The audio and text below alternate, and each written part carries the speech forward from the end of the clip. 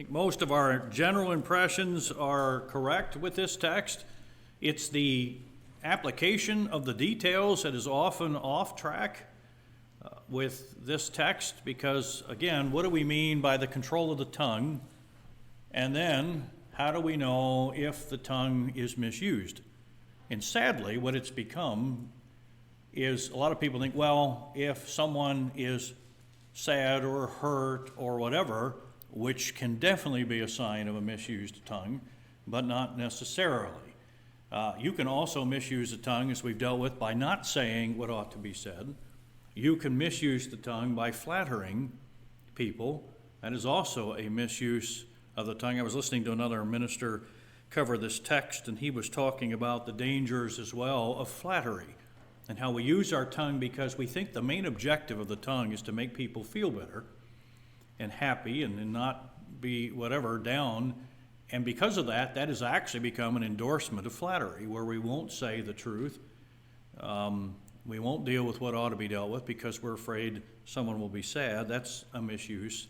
And then, of course, there's the traditional misuse of the tongue, where we just let loose and attack people, sometimes as viciously as we possibly can, with the use of our tongue. The tongue can also be misused in the communication of error and untruth, things that are not right to be able, that are said. Sometimes we'll encourage others with our take on a particular thing, and it's not correct. Now, the best words to keep us on track, to have correct words, are the words of God. There's where we want to stay as close as we can in line with what he's given us. But let's get the context here. James chapter 3, verse 1.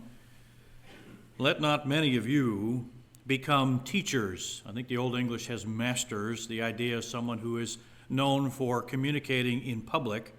So don't everyone scramble to be someone who's a teacher. And again, I said in public, but people these days also demonstrate a desire to be teachers in all kinds of things, feeling like, I think I've got a pretty good take on it, so we just communicate however we want with our take. And oftentimes that's dangerous because it's not accurate, it's not right. Let not many of you become teachers, my brother, knowing that as such, we shall incur a stricter judgment. And again, we need to remember, as I dealt with a couple weeks ago, that judgment is God's. That scrutiny is God's. We don't look to the scrutiny of people. It's the scrutiny of God that we answer to, and that should be what dictates what we say, because oftentimes we're going to be scrutinized by people, and it's not going to be correct because we're trying to follow after we should be the scrutiny of God. For we all stumble in many ways. Not just often, we all stumble, that's true, but we not only stumble, we stumble in a variety of ways. If anyone does not stumble in what he says, he is a perfect, mature man, able to bridle the whole body as well. And I think that's something to aspire to, not something we say it's impossible then to bridle the tongue. Actually, it's more of an encouragement. It demonstrates the relationship between the control of the tongue and the control of the body. That typically it's going to be if someone does not control what they say. And again, how they communicate is probably better. What they communicate, if they don't control that, if it's not scrutinized under the judgment, as it were, of God, then we can be confident that they don't control their body. Now, to use the example of the potential power of good that the tongue can have, now, if we put bits into the horses' mouths so that they may obey us, we direct their entire body as well. Another good example here, behold the ships also, though they are so great, they're so large, so massive, and yet are driven by strong winds, which are also massive and powerful, we are still directed by a very small rudder, wherever the inclination of the pilot desires. So just look at that. This massive things, a massive ship on the ocean with the waves and the size of the boat, and then a massive animal, a horse, and it can be so easily steered or directed with such a small instrument. That's what he's comparing then, the potential power of the tongue. But then there's also, because of that power, negative things can come, so also, verse 5, the tongue is a small part of the body, and yet it boasts of great things. Those can be positive, and yet it can also be negative, because behold, how great a forest is set aflame by such a small fire. You can start just a tiny little spark, small little statement, and the fire goes. And it's a raging fire. And that can be obviously a negative thing, but we also remember that if something is properly said and it spreads, that's a good thing. That's what we hope to have happen, not the opposite, where it is devastation because of the wrong things that were said. Verse 6, and the tongue is a fire, the very world of iniquity. The tongue is set among our members as that which defiles the entire body and sets on fire the course of our life and is set on fire by hell. That's a massive, destructive power that comes with our tongue. And yet, how often, truly, how often do we consider the potential danger and the potential good in what we're about to say? What I'm about to say. Typically, we think of these texts when people say things we don't like or when they hurt us. But what about what we say? What about what I'm about to say? What are we going to say this afternoon? What am I going to say tomorrow? We put a lot of attention on the use of a handgun, for instance. And if you've taken any of the courses on responsible use of firearms, but in particular handguns, one of the rules that you're supposed to follow is always treat it as though it's loaded. Why? And don't put your finger on the trigger unless you're ready and you've got everything lined up and you know what you're about, you're supposed to be aiming at. Because so much damage can happen so fast, and it can be deadly with a firearm. Now, while we're talking about this, one thing too we need to clarify is that the use of that term where James uses for stumbling, we've got to be careful to realize a lot of destructive power can come in the tongue, but none of it can ever be used as an excuse to somehow say, you ruined my life. You said something to me, you ruined my life. Because whose life does it affect? Whose life does it set on fire? Our own. My words, if misappropriately used, can set on fire my life. I can trip other people up, but let's be careful, because as soon as we say, well, and this is what a lot of modern psychiatry is doing, modern now, that could probably go back a lot further. We could say, well, my life was ruined by my parents. My life was ruined by some friends. My life was ruined by a teacher, a pastor, some other type of person, a group of people. They said some things, and now my life is ruined, and now the rest of my life I will always point back to the destructive power of somebody else's tongue. James is not doing that here. And this is commonly how it's used. Look at the destructive danger of the other people's tongues to me. We can't use it this way. I'm looking on the scrutiny I'm held under by the Lord, because that's what I give an answer for. And each of us is to do that, not looking to play the part of the Lord by scrutinizing each other's tongues. Because it's too easy to apply this to other people and never think that, well, I don't misuse my own tongue. We're all supposed to be scrutinizing it, because look at the danger that can come, and look at the source of a deadly fire and where it comes from. It's not from God. It's associated with hell there at the end of verse 6. Verse 7, making another point here, for every species of beasts and birds, of reptiles and creatures of the sea is tamed and has been tamed by the human race. So there's a working to tame it, to control it, to obedience, but no one can tame the tongue. No person, no man is actually a better translation there, can tame the tongue. It is a restless evil and full of deadly poison. Be careful how verse 7 is utilized. It is absolutely true. No one, none of us, no man can tame his own tongue. I certainly can't tame other people's tongues. I can't tame my own. So what do we use that text for? Well, that is there to point us in the right direction of how then the tongue is to be tamed. By God, by the Lord. This is not an excuse for a misuse of the tongue. Well, nobody can tame it. So there. I'm not even going to try. I mean, it's already a futile effort. That's not at all the objective here. We'd better tame it. It had better be tamed, and it ought to be tamed under the grace and power of God. So we start this battle already understanding, I will not do this on my own.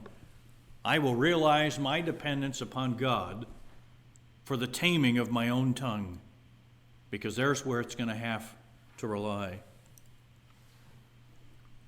Because no one can tame the tongue, it is a restless evil and full of deadly poison. With it we bless our Lord and Father, and with it we curse men, which a lot of people find it's just fine. I'll always sing the praises of God, but we will condemn others with the same, for whatever reason. For whatever reason. I mean, this is not talking about the judicial condemnation of a judge who is under the authority of God. This is talking about me totally condemning people of my own opinion, of my own authority. None of us has that right, ever, regardless of what they've done. So we bless God, and then with the same tongue, we take it upon ourselves to condemn others in the truest sense of condemnation there.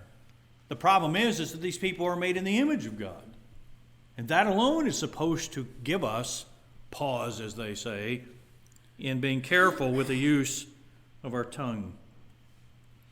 So in the notes, we had just begun this point on page 17, getting down to point 2. The stress there before that, though, was don't everybody scramble to be a teacher in any capacity. Far too many people think themselves teachers and then go on to use that role irresponsibly because it uses communication, and they're not communicating as they ought, mainly in the usage of the words that are used. So point number 2, which is where we're at in the notes, realize the probability of stumbling in our speech and stumbling in other ways is 100%. We are guaranteed to stumble, to trip up, to stumble over. Guaranteed it's going to happen. So let's not play these games as though I've got my act together, now I'll watch everybody else stumble. No, we all will stumble, and not only will we will stumble in a variety of ways. Just realize that. That's how we're starting. This is not an excuse. This is not there to cause us to give up. It's there to help us realize, okay, I have to understand my aptitude to stumbling in my life, and certainly in my speech, is 100%. So point A, teachers are not the only ones that need to be aware of the usage of the tongue, because it is a universal reality that we all stumble. We all stumble, and it's from the word patio, and it describes a tripping. We all trip, and that's important to get this right, because a lot of people misuse this text. My life was ruined by what somebody else said. No, you can cause others to trip up, but this is not a fatal fall. It's not a word used for a fatal fall. Patio describing a tripping, though not necessarily an utter fall or falling, and in so doing, it can play a part in others tripping. It can play a part in others tripping. Though again, because this has been so often misused to then give everybody an excuse to avoid responsibility, though this does not indicate that any of us can cause another to fatally fall by our speech. But, and what's being dealt with here, we can be hindrances to growth and progress. That's what we don't want to be. I want to encourage growth, encourage true growth, and encourage true maturity in the Lord. I don't want to hinder somebody in that. And again, there's multiple ways people can be hindered in that. I had a text I wanted to read. It's not in the notes there, but Proverbs 21. Proverbs, of course, deals a great deal with the tongue. Proverbs 21, verse 22 says, "A wise man scales the city of the mighty and brings down the stronghold in which they trust." Okay, he brings down the point of their confidence. Verse 23, "He who guards his mouth," now comparing, we admire that strength, that power. Well, let's deal with another area of guarding. "He who guards his mouth and his tongue guards his soul from troubles." Again, it's a personal thing. I no doubt hurt others. We've all done that with our speech in various ways. But it will cause us trouble. It'll hurt our own soul as well. So verse 24, "Proud, haughty, scoffer are his names, who acts with insolent pride." That's what they're called. This is what they do. This other association with not just the tongue, but attitude in general. Pride, haughtiness, being a scoffer. That's what characterizes people like that. Point B, this does not just deal with teaching. Because it say, all right, I've got it worked out. I've got a plan here. Anytime I counsel, disciple, anytime I preach, anytime I teach, in any capacity, I will write it out word for word, and I'm safe. No, this is for everybody. So this does not just deal with teaching, but also with our day-to-day speech. In other words, talking or communicating in general. Because now we can certainly add texting, emailing, not just those, writing letters, phone conversations, other forms of communication that we can also add to this list of any type of imparting information. So, and with such a tendency to sin, it should say, such a tendency to sin ourselves in its usage and possibly hurt others with it or trip them up, we must be sober in our usage always. This is not a surprise point to us, right? We all know this is coming. I must always be on guard with the use of speech, with the use of our tongue. We probably all know what it's like to let it loose. You ever been so upset, so bothered, we let it loose? And a lot of times I think, well, I try to rein it in, but so often we as parents understand what happens when we do this with our children. Well, they're just kids. Yeah, but that's the problem. Think of the danger, the trouble we cause, the tripping up we can cause in our own children because we think, they're just little kids and I happen to be the parent, and so we just let loose the tongue, not knowing the potential harm we're doing in our children. And again, let's not give it to the point, well, I ruined the life of my child, because that then undermines the grace of God. My sin and the power of my tongue will never outdo the grace of God. I feel like I keep having to say this because it's interesting to see even how it was portrayed in commentaries and things.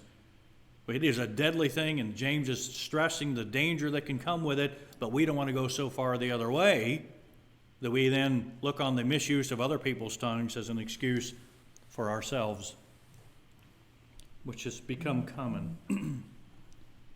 So we have to be sober in our usage of our speech always, for the potential is to cause others and is to cause even ourselves in the process to be tripped up by our own tongue, and that in a variety of ways, in many ways. It's amazing the number of ways we can trip ourselves up and trip others up in what we say, how we say it, what we don't say, even in the specific words that we end up using. Off to the left, the same seriousness that someone has in handling a gun and treating it as though it is always loaded is the same seriousness we ought to do and handle with our own tongue. Point C, the next phrase or phrases do not need to indicate the impossibility of controlling our tongue. The We stumble in many ways. As if anyone does not stumble in what he says, he's a perfect man, able to bridle the whole body as well. That is not a text there to say you'll never achieve it. That's a text to say, kind of pointing it out, the reason why your tongue isn't controlled is because you're not controlling your body. You're not controlling yourself. That's the reason why. So the next phrases that I just read do not need to indicate the impossibility of controlling the tongue, as much as they indicate that such control of the tongue is a sign of maturity. That's the underlying idea for perfect. James makes it clear that if someone can so control their speech that they do not trip up themselves and others in its usage, they are evidencing that they have grown and are also evidencing their control of their whole body as well. That's needed.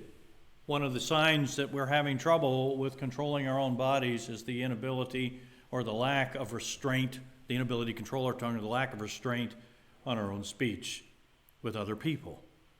And it can be with other people, it can be about other people. There's all kinds of ways our speech, I might be attacking somebody and not be in their presence. They may never hear me utter a word. And yet we can attack with our tongue without saying anything to that person at all. One of the texts that comes to my mind often is 1 Corinthians chapter 9. 1 Corinthians chapter 9, toward the end of the chapter.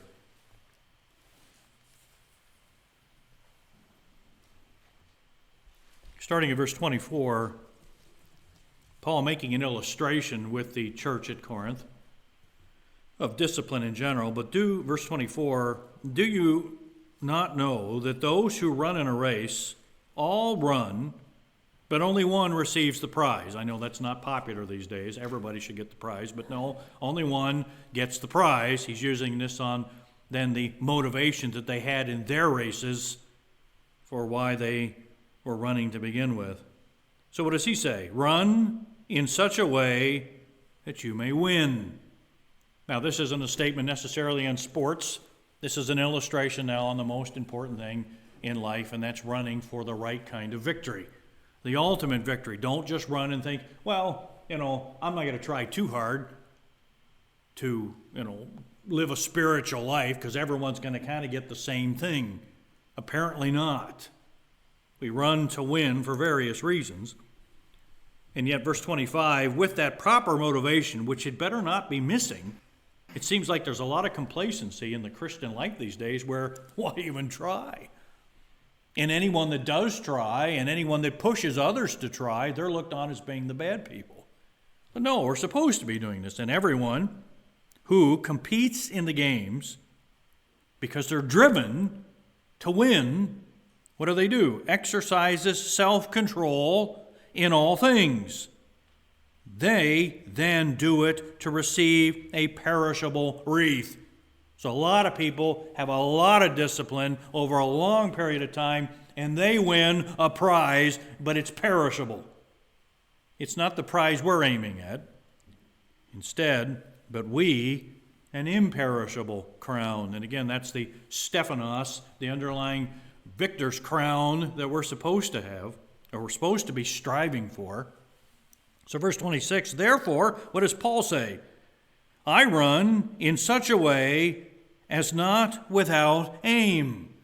I have a goal.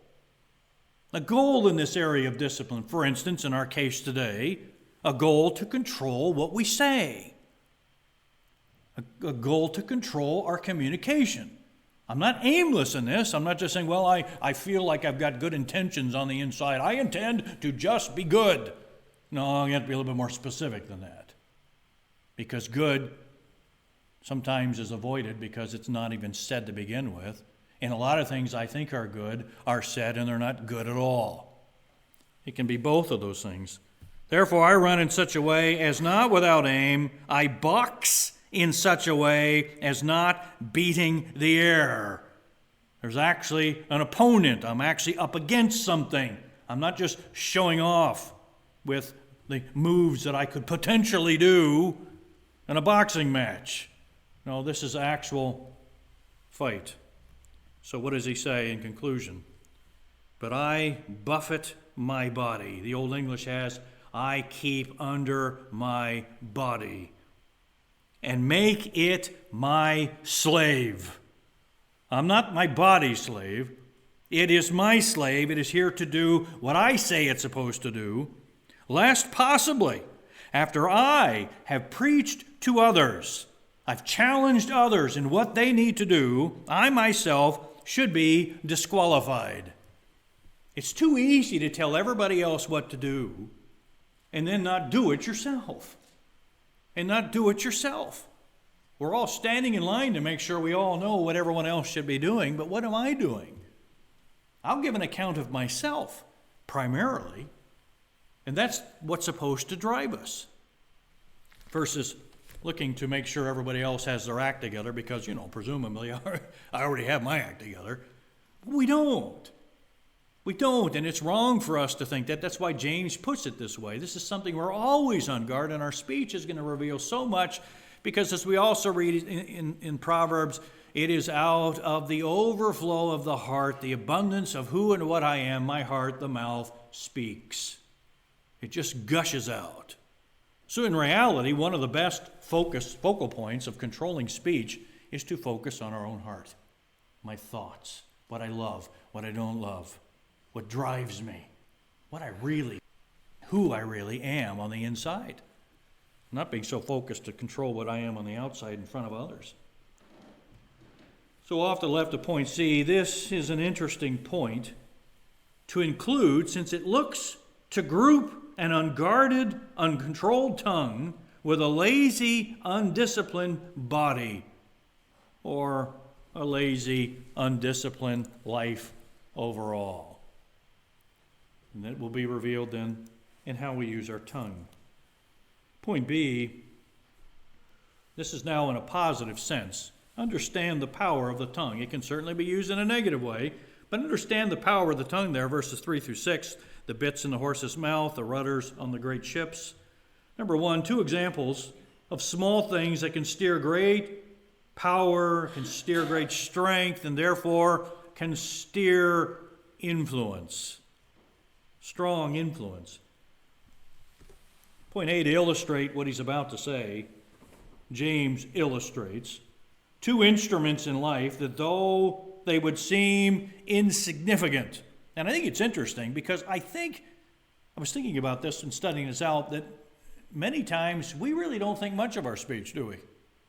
I mean, there's where the origin of the term sticks and stones may break my bones, but words will never harm me. That was actually said when I was a kid. I don't know if anybody says it anymore, but that wasn't true. But we think so little. It's just words. Yeah, no, it's not just words. It is words, but look at the power of what you say. Look at the power of what you communicate and what it can do, positive and negative.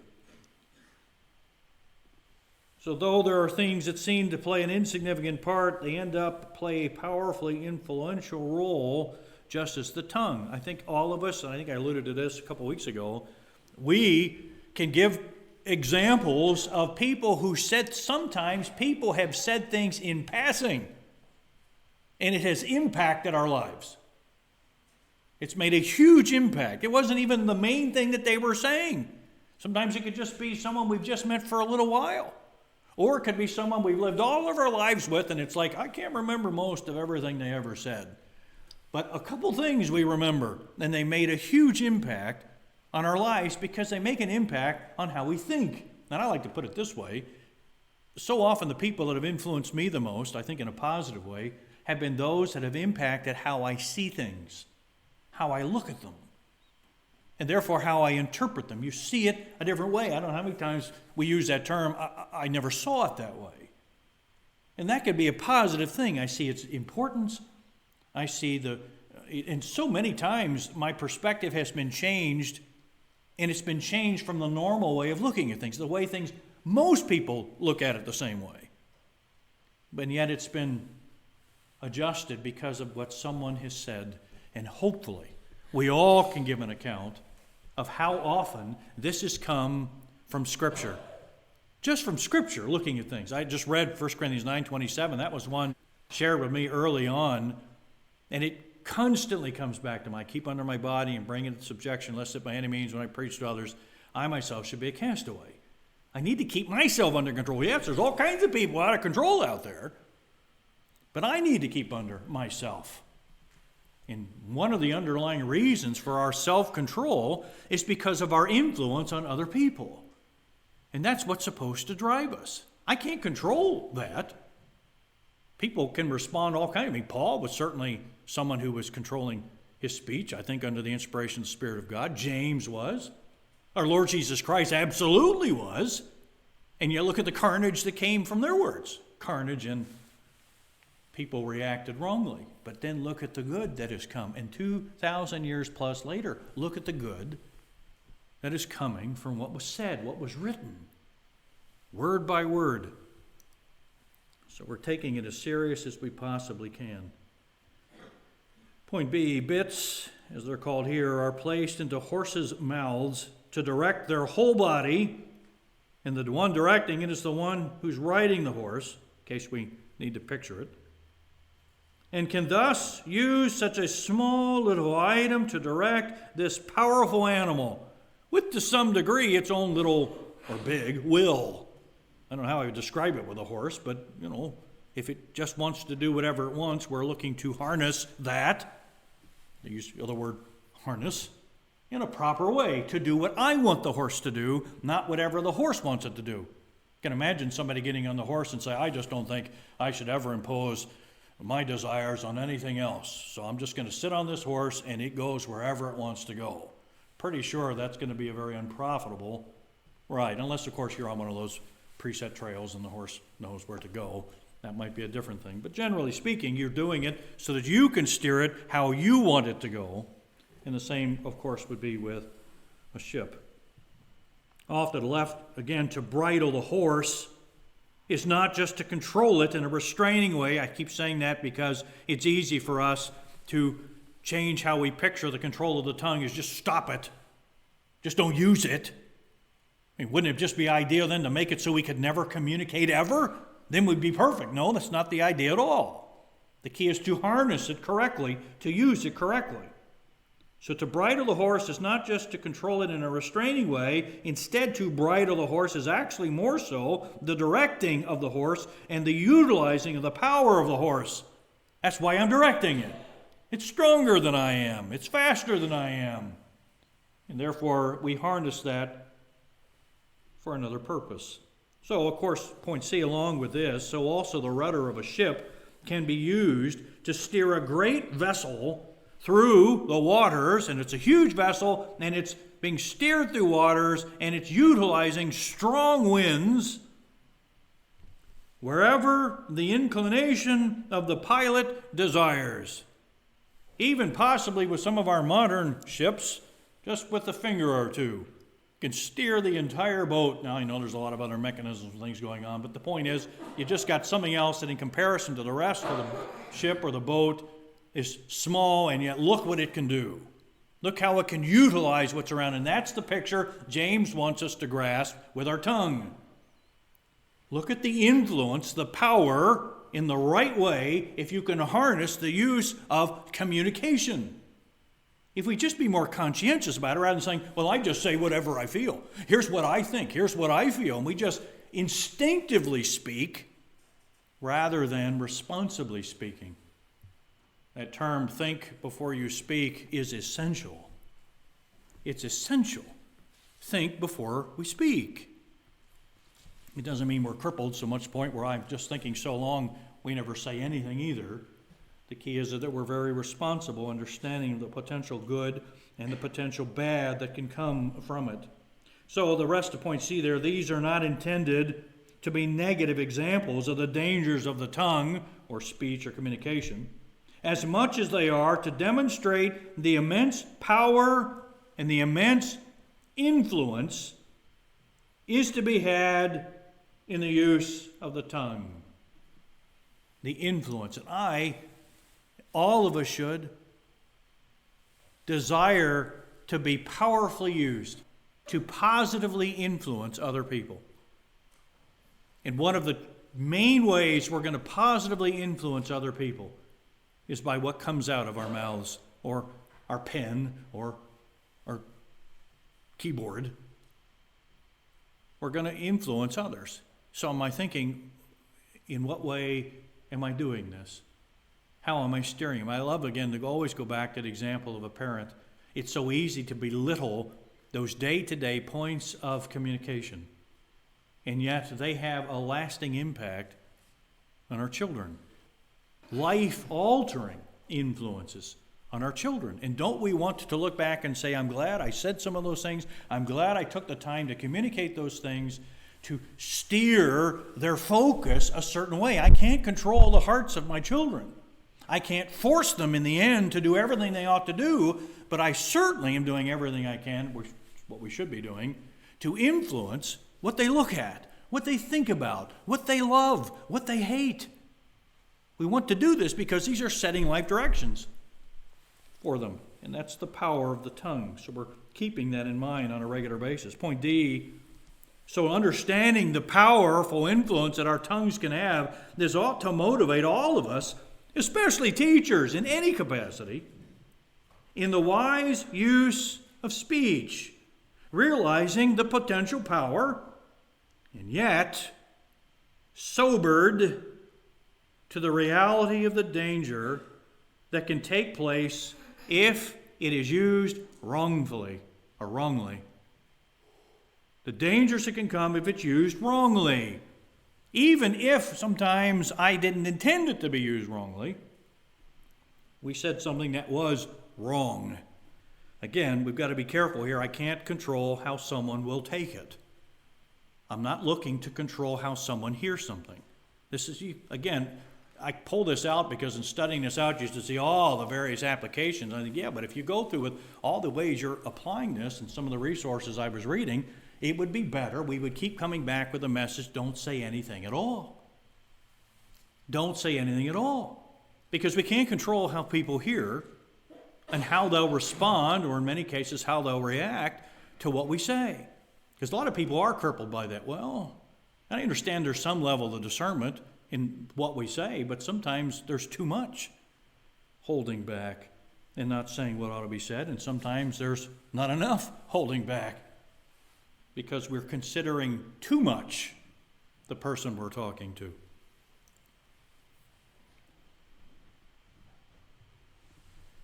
So think of the possible influence of the tongue, exclamation mark. Think of it. Think what we can do. We might be unimportant in the eyes of people.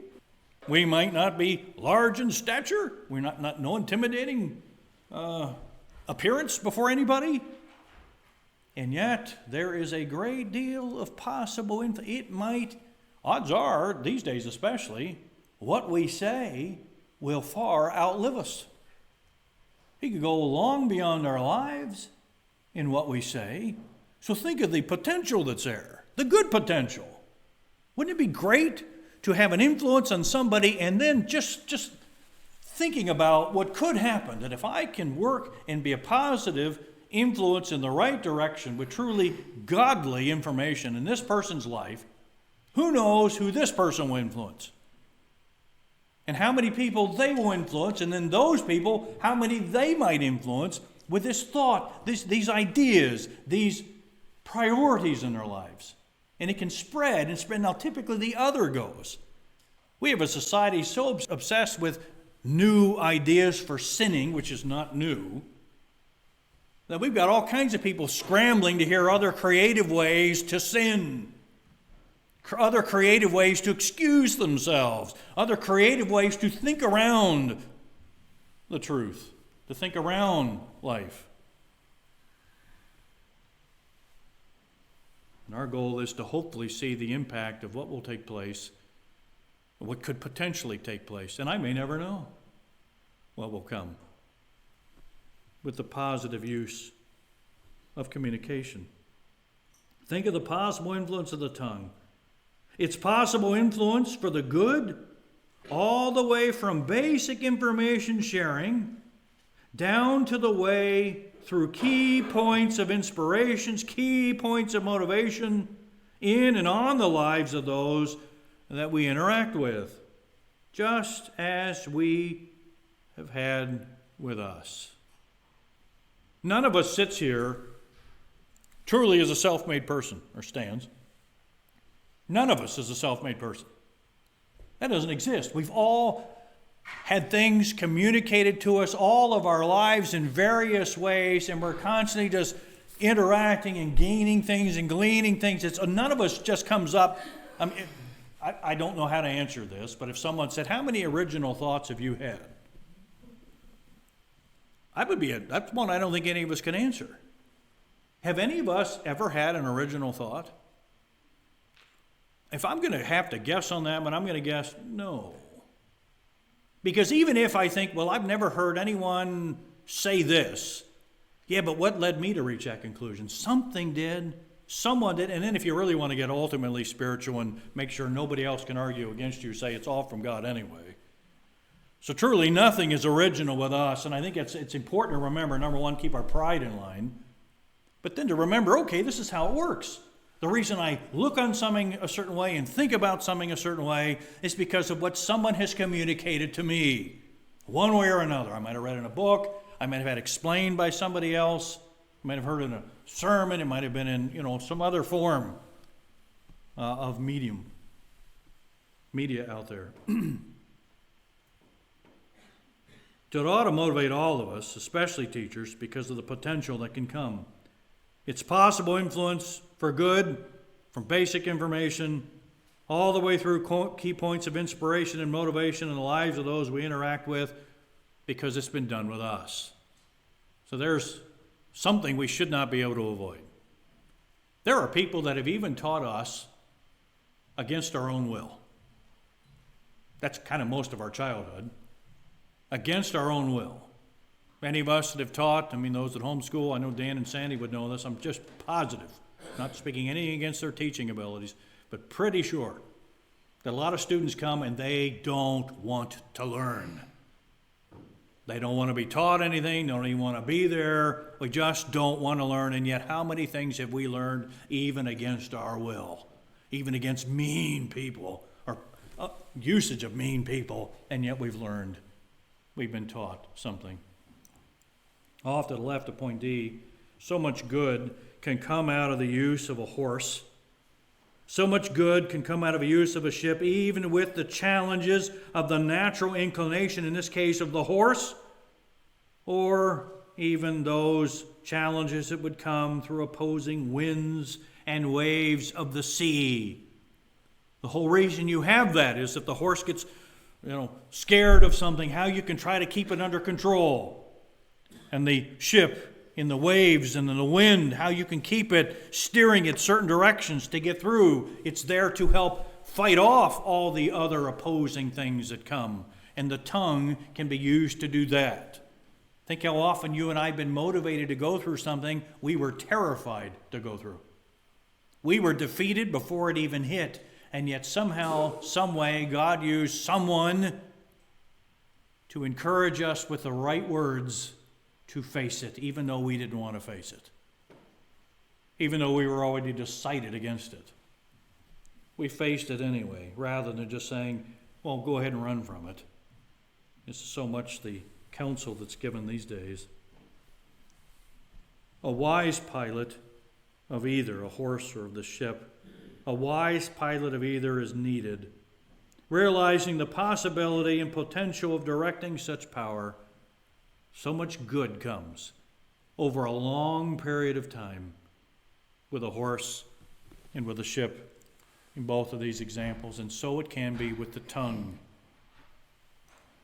Point number 2, the part we now mostly think of, but I appreciate the positive that came first.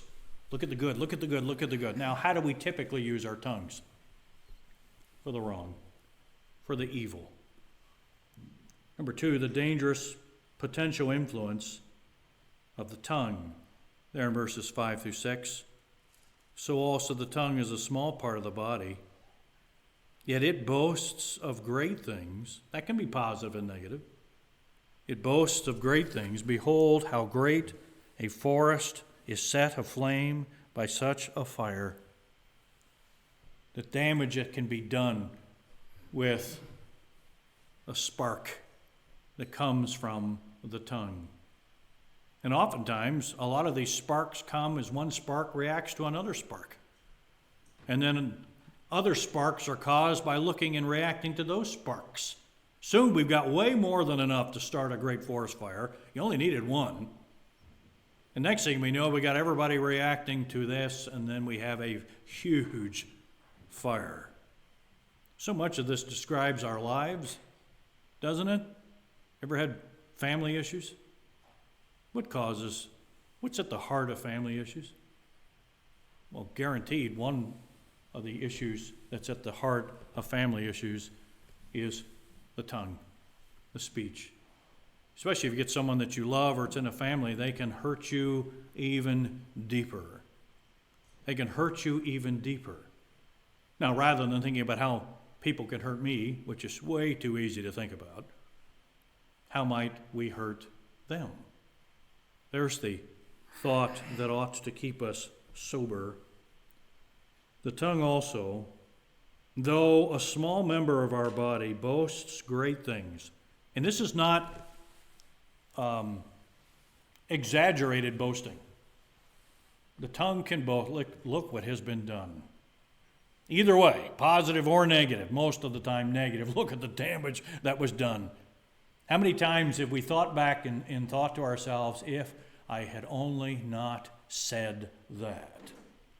If I just hadn't said that. Why did I say it? And then you start to think back, if I only hadn't met the person or persons, if I only hadn't been put in the situation, if I only didn't have a headache, all the other things we start to think are,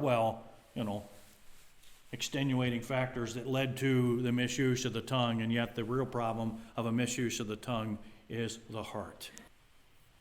The heart. There's the problem, and we carry that around with us everywhere. The tongue also, a small member, can boast great things. Each tongue, to some degree, could legitimately tell of its exploits and the massive amount of damage that has been caused by it. If the tongue could somehow separate itself from our body and say, look at what I've done, behold what I've done. And again, our scrutiny is on our tongue, our own tongue. Too easy to spot the carnage in other people's tongues. Thought this was interesting too. Psalm 12, verse 1.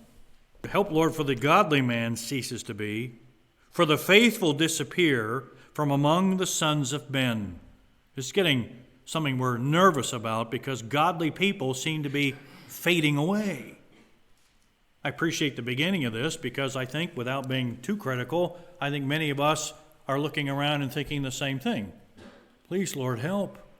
Godly people seem to be fading away from the world, the earth, and what's coming in its place. They speak falsehood to one another with flattering lips, and with a double heart they speak.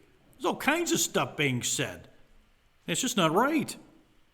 May the Lord cut off all flattering lips. That's the first thing he mentions there as far as a type of speech. Flattering lips. These aren't people out to just tear somebody apart. These are people out there falsely building people up. May the Lord cut off all flattering lips, the tongue that speaks great things, who have said, with our tongue we will prevail, our lips are our own. Who is Lord over us? This is the self-will expressing itself in what it says, not a speech that's under the authority of God. Because of the devastation of the afflicted, because of the groaning of the needy, now I will arise, said the Lord.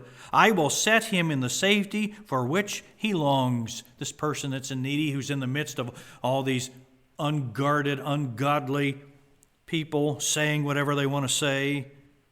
The words of the Lord are pure words, as silver tried in a furnace, on the earth refined 7 times. Thou, O Lord, will keep them.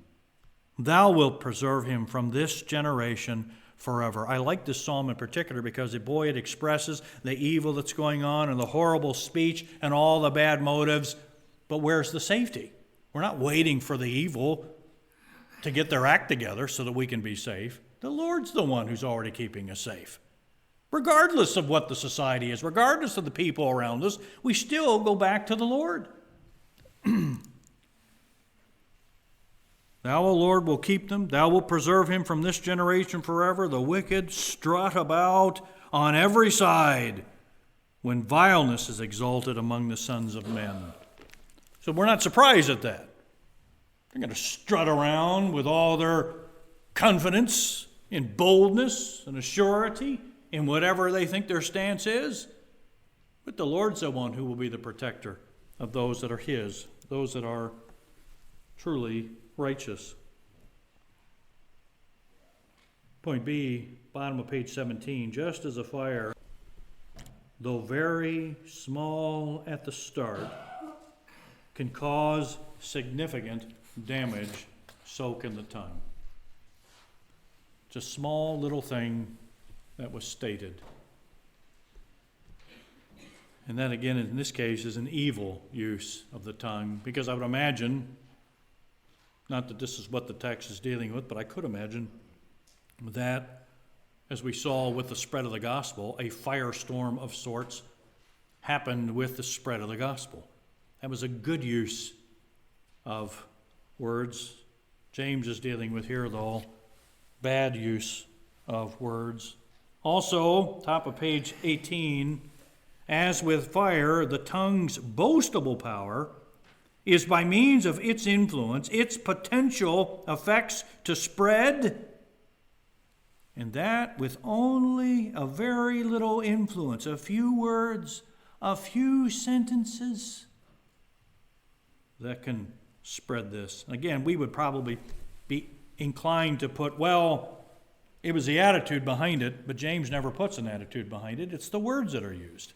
Our attitude could certainly hinder the situation, but it's the words themselves that James is dealing with here. Off to the left, most of us can speak firsthand of seeing seemingly little matters of the tongue become raging fires of widespread destruction. Just think the last time you kind of had a falling out with family or friends. You ever realized you've said something and you shouldn't have said it, and it's like a little fire starts, and then if we're trying to think of it figuratively, we're trying to put it out, and the more we're trying to put it out, the more it spreads, and soon it's just out of control, and you can't stop it. So as much as we wish we could somehow take back what we said, we cannot take back what we said. The key is to try to deal with the fallout, and then to remember to be more careful, guarded, thoughtful in the truest sense, truly thoughtful in the usage of our tongue. So most of us can certainly speak to the widespread destruction, and then this person gets all angry and upset, and then there's a big issue, and then they affect somebody else, and then you realize, wow, if I could somehow map this out on a diagram chart, with all these, what's connected to this, what's connected to this, if somehow we could see it, here was a conversation, here was a few words, it influenced this person, they reacted, and the next thing we know, it's like a bomb went off. And it only started with something so little, something so small that was stated. And then again, in this case, it's an evil impact, an evil influence. So as a little flame or a spark can set ablaze an entire forest, all it needs is a spark and a little kindling. Point D, note some of the many word pictures of the tongue throughout Scripture. I've already put it in here. You can look up these texts. But look at some of the word pictures. I just picked out a handful of this. Psalm 52, 1 through 3. What's the tongue compared to? The tongue is compared to a razor. Every time it comes in contact, it cuts. It wounds.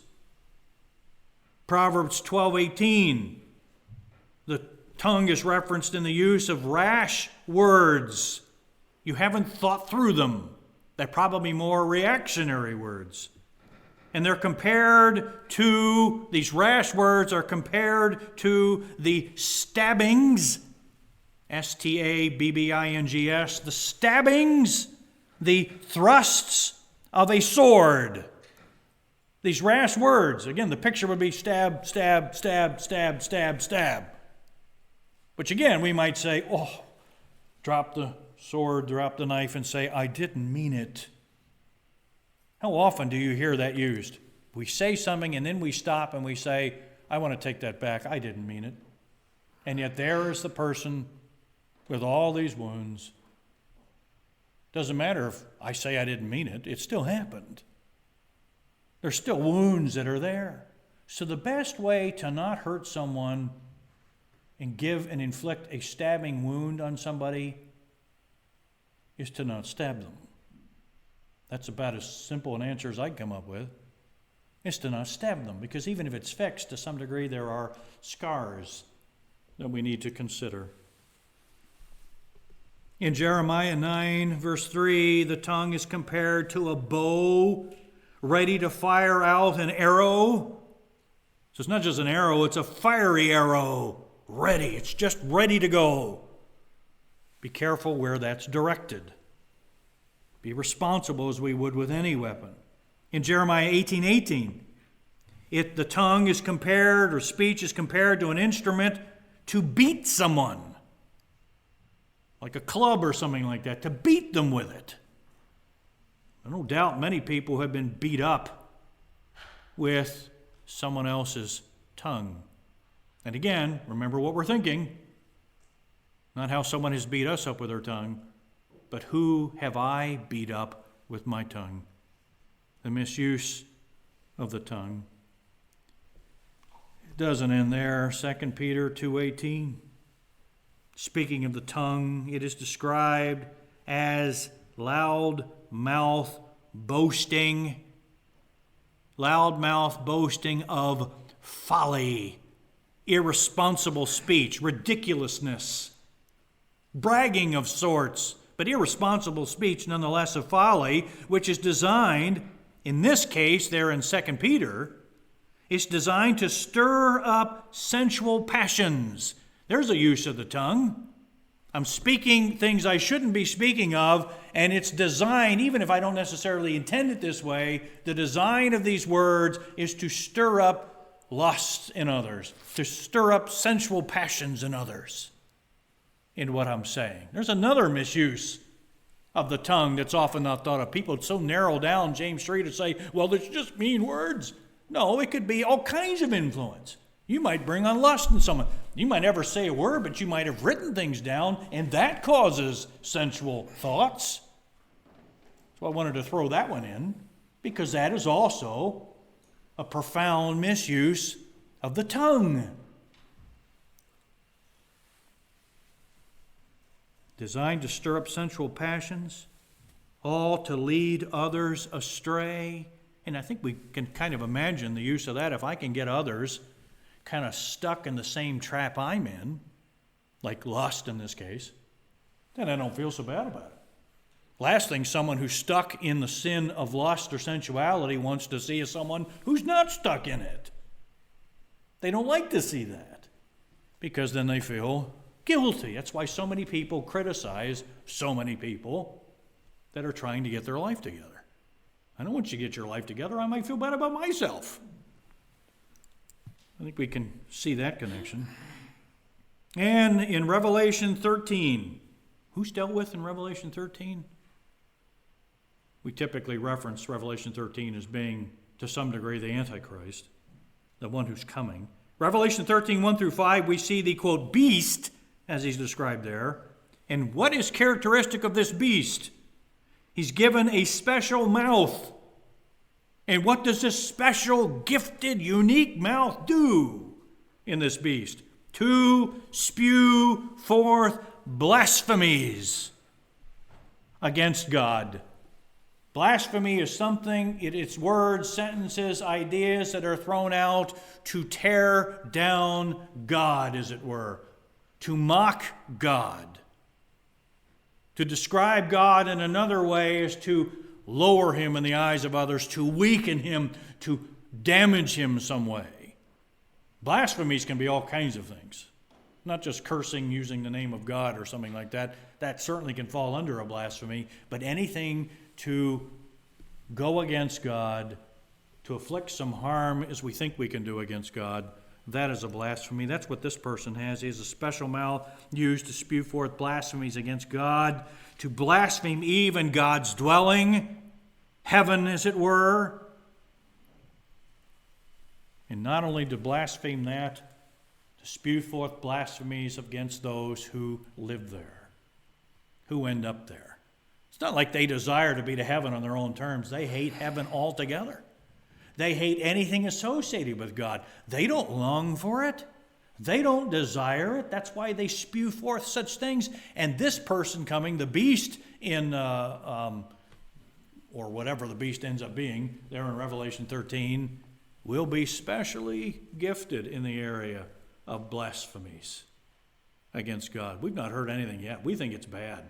It's going to get far, far worse against the attempts to tear down and criticize and mock God. We, of course, don't want to have anything to do with these things.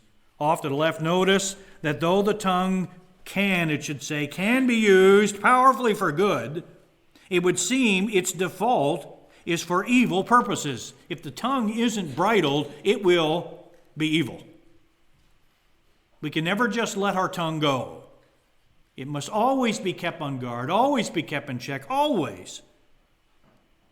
Just as time is to be redeemed, we read that in Ephesians, just as time is to be redeemed for good purposes, it's utilized, harnessed for good purposes, so also the tongue needs to such practiced redemption also. If I don't rein in the tongue, if I don't have an active participation in making it say what is right, it will speak evil on its own. Automatically. So I must keep it reined in. Again, evil can have many things. Remember, one of the Greek words for evil, I think it's kakos, is not just active evil. One of the underlying words for evil is uselessness. It's useless. That also can fit the idea of evil. That makes us uncomfortable, doesn't it? So let's end with point E here. James spells out the ingredients of an evil tongue. Now, this is not going to make us all feel good. The only way it can make any of us feel better is if I picture somebody else in my head. But let's not. Let's picture ourselves. James spells out the ingredients of an evil tongue, how it is this way, how it is evil, in other words, what is actually going on. So let's picture what's really going on, unless we think, well, I had a bad day and I let some things come out and it was because of my headache, it was because of my lack of sleep, or it's been really bothering me, and finally I just let loose. Oh no, there's a deeper source for an evil tongue. First, he calls it a fire. It is a flame, a spark. Okay, we get that. If we could picture it in a picturesque way, there I am speaking of something, out goes a little spark. And if it happens to hit on a person who is full of kindling or has a little bit of kindling, guess what's going to happen? Or something, that's flammable. There it goes. It's going to, boom, there we go. So we're trying to get the picture. First, it is a flame, a spark, and of itself, just of itself, is a world of iniquity. We could say a world of unrighteousness. It just has so much packed into it. Talk about potent. Some people talk about, you take this pill, it's got all this stuff packed into it. It is about as strong a potency of these particular vitamins you could ever get. You want it potent. Well, this little tiny spark is potent. a world of iniquity, a world of unrighteousness. So, its natural influence will be to spread what is unrighteous. Hopefully this is not a new thought to us. Okay, it's unrighteous words that are coming out. Unrighteous words. The content of the words is wrong. Therefore, its intent is the spread of unrighteousness. And no unrighteousness, so we need to realize unrighteousness is whatever is against God. We're trying to get this clear. It's against God what's being said. It's not in line with what God gives. It's against God. And so is, quote, of, in its motive, what? It's for us. This is just the first part. We get to the second part, where its deep settings is actually from hell. But if it's against God, it's for us. And there's the problem. There is at the heart of what makes it a world of iniquity on the surface, is because in its being unrighteous, it is against God and therefore is for us. That's why we're saying it. That's why we're saying what we're saying. Have you ever thought about your speech that way? Why is it unrighteous, ungodly? The words, the sentences, the concepts that we are communicating are unrighteous because they're against God. And why are they against God? Because they are for us, for me, my pride, my ego, my dignity, my stance, my comfort, my happiness. We can have all of these as to what makes it evil. It's against God and its motive, so it is for us, it is for our pride, it is for our ego and agenda. It's for my agenda. And there's where it does us well. It's where it does us well to stop and think, in what I'm saying, or what have I said, what was my agenda? Was it for me, or was it for God? That's the first place we start. Was it for me, or was it for God? Because the core, practically speaking, of unrighteousness for us is whenever I'm out for me, not when I'm out for God. That's where it comes in teaching, in communications, in information we share, whatever we do. So much of it is unrighteous in its core because it's opposing to God in the truest sense, because it is for something in humanism. It's interesting, I was talking with Dan Carpenter last week, and just curious, he was talking about a study he's doing in their Bible class, and really a stress on humanism and the impact. And so I asked him a question and said something along the lines of, so are you getting a lot of challenge and pushback with these students? Are they speaking up and kind of challenging some of these? Because humanism is embedded in so much of professing Christianity today. It really is scary to start to see some of this. And Dan's response was, as is so often the case, Dan, not something I expected. And I say that in a good way.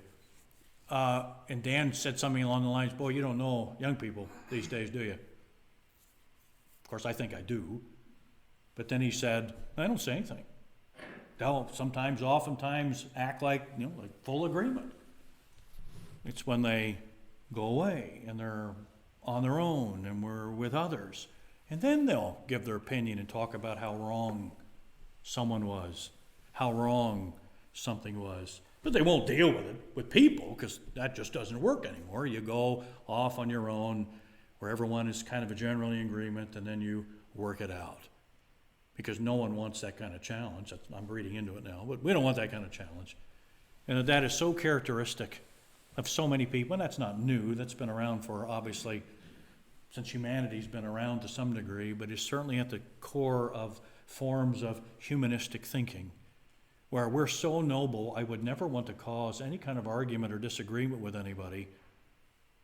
Of course, I will disagree and I will tear them apart or whatever, just I won't, talk it over with them. And away we go. That's, again, at the core of another example of speech and it being used wrongly.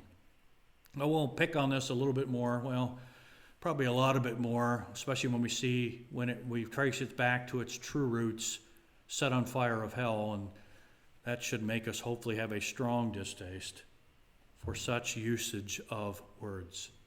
Let's pray. Father, thank you for even texts such as this that hold, as it were, a mirror before ourselves, to look at ourselves, and in this case, our tongue, our speech. Please help us to be those, all of us, teachers or not, to look on our lives as being accountable for everything that we will say, that you have put such a high priority on speech in general, communication in general, that we would also keep it as the highest of priorities in our interactions with each other, and even in our interactions with you, Father. Please let us learn from these things, catch the vision, the motivation to be those who look to you to rein in and bridle then this powerful instrument you've given us to be used for you, for good, for your purposes. This we ask in Jesus' name, amen.